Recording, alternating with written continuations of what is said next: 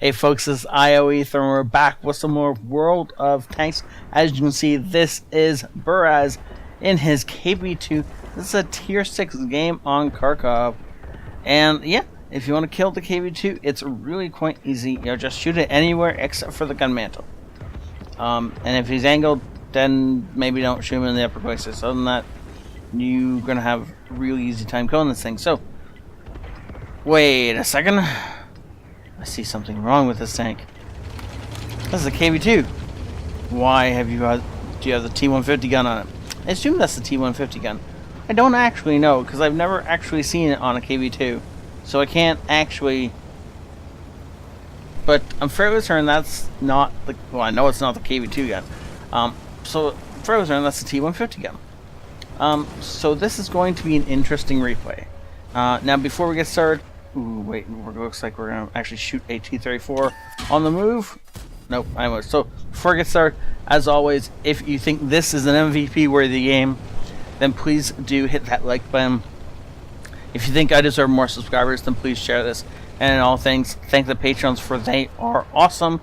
And that leaves us just enough time for boom, 300 damage. Now, it's not a KV-2 gun, so unfortunately, that didn't auto-kill the poor little Type 5. However, this gun is much better as far as the DPM goes. And so, I mean, normally I'd have more than enough time to ramble on about all that without him shooting another target. But already he's hit one more person. It looks like he's about to hit a second. So that is, yep, just under 1,000 damage. Less than 2 minutes into the game. This is why you pick up this gun over the, God Lord, over the KV-2 gun. Now, it does make this tank less fun. Granted, this is no longer a derp cannon.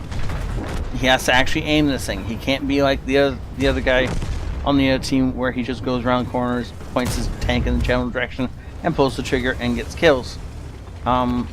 He's gonna actually have to think through. Now, he's loading. Oh, I don't think he was aiming for the Leopard. I think he was trying to hit the enemy KV-2, who's now charging him. Nice job tracking him. It was immediately parried, but that's okay. So this is so this gun has a much faster rate of fire, as you can tell by the fact that he literally takes out the enemy KV-2 before the guy has time to reload. And he's already done 2,000 damage with it. But what I was going to say is he's running all premium ammo, which is a bit excessive at this tier. He's also got combat rations going on. So if somebody sets him on fire, he's going to burn to death. Which is actually quite a decent possibility in this tank. So don't get set on fire. I hope he's got a reinforced fuel tanks or whatever it is that. Or maybe he's got firefighting on his crew. I'll have to see. Either way, he goes ahead and sets that KV-1S on fire to demonstrate what he cannot have happen to him. And then pops around the corner. Ooh, looking for the kill on the SU-100. He's got to now bait this shot out or let the guy shoot his teammate. It looks like he's probably going to let the guy... Nope. No, in fact, he's not going to let the guy shoot his teammate. Poor derp KV-1 back there. That's got to be unfortunate. Yeah, we're gonna speed this up a bit because the KV-2 is not a fast tank. But of course, when they come to you, that does help things entirely. Aiming for the cupola, actually just aiming at all. As long as he doesn't hit the gun mantle, he's definitely gonna go through that. And he didn't hit the gun mantle. Almost 3,000 damage racked up. And he's just gonna start murdering this poor KV-1. By the way, he could be going through this poor KV-1 with standard shells. So he's choosing to use the gold. Now it's possible that he's trying to go for his second mastery badge or something like that. Or mark of excellence, sorry, not mastery badge. It's possible he's trying to go for his second mark of excellence. And he is like, you know, an iota away from it kind of thing. And he just has to just make sure he does damage in a game or wins games and stuff like that in order to make sure that he actually gets there. Oh man, T60. No, well, that's the end of him. Unless the 67 misses, and then the KV-1 miss. What? What just happened? How do you miss that?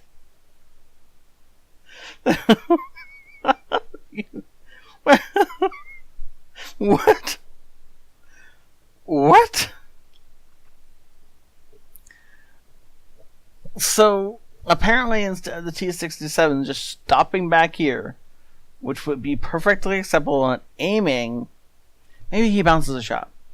He can still reverse or go forward or whatever direction to make sure he stays out of the gun range from here to make sure he gets to put a second shot in and then kill us.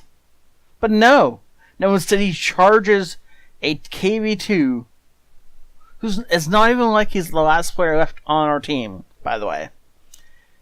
If he was, I could understand this charge. I could understand that he'd be like trying to go for like the awesome victory and like charge a KV-2, kill him, and then ram his corpse.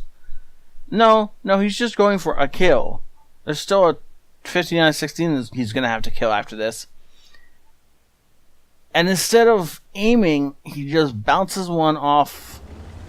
Where did that bounce off? I don't... Oh, look at that right there. Ding! Because he shot us like this or something like that. Good Lord. Don't do that. Okay. Well, that is 4,000 damage. And apparently... Oh, and our totally missed. So, we're gonna speed this up because I don't want to see him hunting for Artie for 20 minutes. Artie was last spot on the other side of the map. Oh! But apparently he's moved a lot. And, Barrett's knew exactly where to go. That wasn't fair. That wasn't close to fair. Well done, sir. That was awesome. Okay, that's how you do 4,000 damage in a KV-2, folks. Solus Zerp, apparently. Ace Tanker, not the worst surprise. Bruiser, Arsonist, Duelist, Fire for Effect, the coveted Radley Walters, Spartan for that T-67's stupidity, High Caliber, and a Top Gun.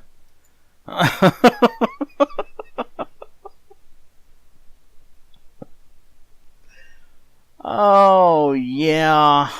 Yeah, in a game where no one else exceeds 1,000 damage. And, like, I mean, other than this 800, the next highest is 500 damage. From a Cromwell, who should have been able to destroy this entire game. Not to mention the experimentals, who should have just rolled through everything giggling. Wait, his name is Derp in the Face. Is that a reroll account, I wonder? Or just like an unfortunate, like a great name for that tank. I don't understand. This team makes me cry. That T-67 makes me cry. We shouldn't have won that. This should be a loss. This is not a loss. Good Lord, the amount of credits he spent on it. But obviously, if this is going for his second mark of excellence, or like, you know, some other increase to his stats that he just need to guarantee, then this is worth it. But for the casual player, just fire AP, and you don't necessarily need the consumable. So obviously that did buff his rate of fire, which is probably why he was able to survive that 2-on-1. Assuming, of course, that T-67 didn't ram him to its own death. Thank you so much, Brett, for sending this in. I hope I got your name right this time. And if I didn't, I'm truly sorry. He sent me an email, and in the email he described his name, and I hope that's how you because that's supposed to be a B and that's supposed to be an A, Braz. And if that's not how you spell it, then I guess it could be Braz. I don't know. I'm sorry. We're just gonna go with I'm sorry. Thank you so much for saying this game. Again, if you guys think this deserves an MVP, then please hit the like button. If you think I deserve more subscribers, please share this. And all things, thank the patrons, for they are awesome. And I'll see you guys next time. This is ioEther out.